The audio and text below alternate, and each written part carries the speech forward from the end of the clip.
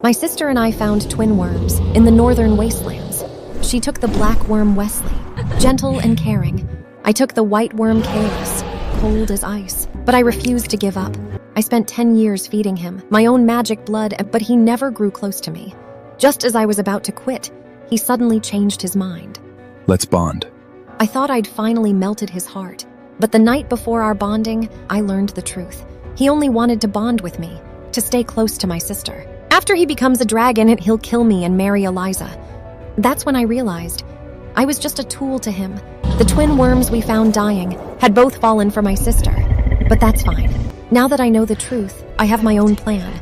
I dragged myself back home. Caylus came home late. We bumped into each other. He doesn't know I know everything. Don't touch me. Same reaction as when I first tried to touch his tail. I thought he was just born cold, but no. He was disgusted by me. I let out a bitter laugh. My eyes burned.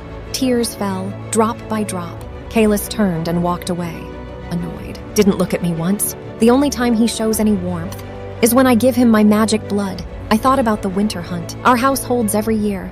Every time I brought double supplies, hoping he'd come with me. Caylus, will you come with me? He didn't even look up. No. Everyone brings their bonded beasts. They'll laugh at me if you don't come, He said coldly. Then bond a new one, I don't care. So for 10 years, I went alone. The hunt beasts are clever. They attack anyone alone, and I always came back covered in wounds. One time I ran into Eliza and Wesley. Wesley has the same face as Caylus, but his smile was warm. He held my sister's hand gently. Eliza, your palms are raw. Let me do the hunting from now on. She smiled and nodded. She reached for his tail and he wrapped it around her waist, letting her touch as much as she wanted. How wonderful. I envied my sister. She had Wesley's true heart. For 3 days, I didn't eat or drink. I just sat in my room, the only place I felt safe. Day turned to night, then day again. I was empty but not hungry. My parents only saw Eliza. No one noticed I'd disappeared, not even Caylus, who lived with me. Or maybe he just didn't care. On the third morning, Caylus left. I walked through every room and every corner held our memories. 10 whole years. He was like an accident in my life. I thought I could melt ice, but he was a knot I couldn't undo. My stomach twisted in pain. I packed up everything I owned and decided to leave. For 10 years, my only goal was him, bond with Caylus, grow together. But that dream was dead now. I remembered bringing him home. He was so weak, almost dead. His worm blood was special. Normal herbs and magic stones did nothing for him. I had no money, no status, so I fed him my own magic blood. What's stronger than a Karen's blood? It hurt every time. I don't know how I kept going, but seeing his face turn healthy again gave me courage, again and again.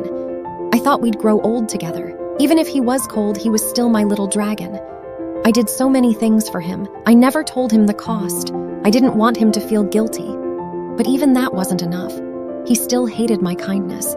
I decided to let go, free him, free myself. I packed my bag and left. I wandered with no direction. I found myself at the valley where we used to watch the moon. I love the moon. So does Caylus. But he never watched it with me, only when Eliza and Wesley came. Then he would join us.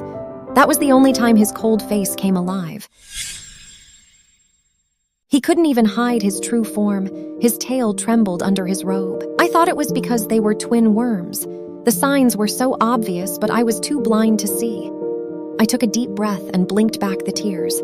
Just as I turned to leave, I ran straight into a chest. I knew that scent. Caylus. His voice wasn't cold for once. What are you doing here?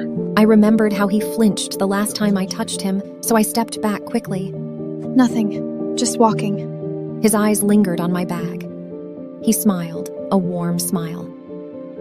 I need to talk to you. I looked at him, confused. He brushed the hair from my face, so gentle, like a different person. He said softly, Let's bond. My mind went blank. I'd waited 10 years for these words.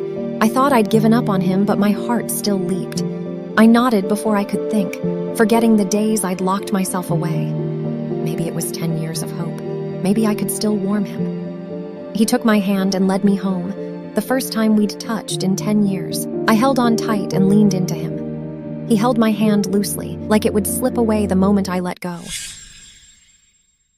Back at the Karen estate, Caylus smiled gently. His eyes sparkled like shattered stars, just like when we first met. My heart soared from the depths. I told my parents about the bond, and then magic fireworks exploded outside. I thought Caylus had planned it, so I ran out, excited. But Eliza and Wesley stood beneath the lights. Not for me.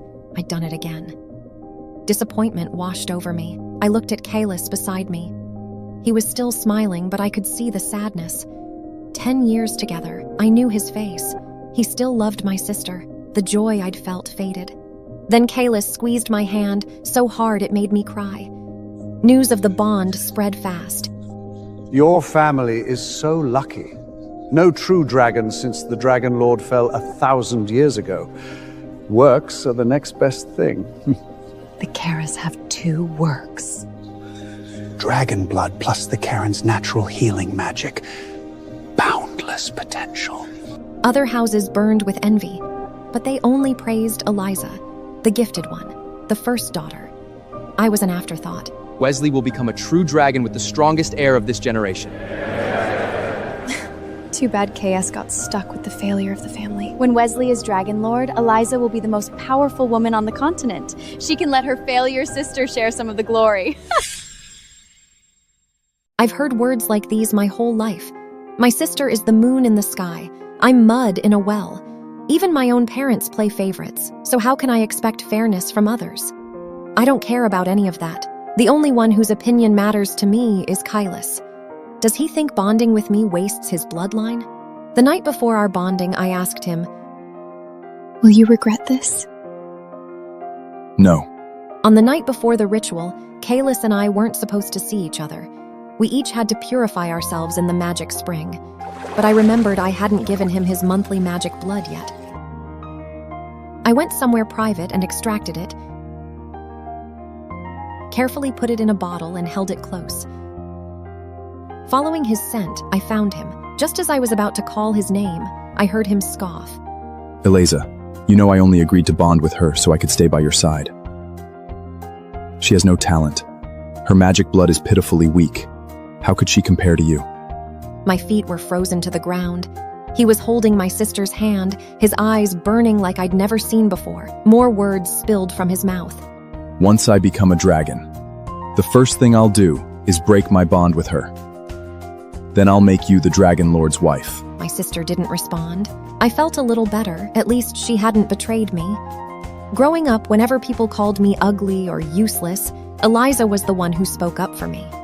My parents always favored her, but I never envied her. She was the only one in the family who never looked down on me. Eliza frowned. I thought she was about to scold Caylus. I really hate that you But instead, she said, have to stay with a failure like Lena. How is her weak magic supposed to help you train?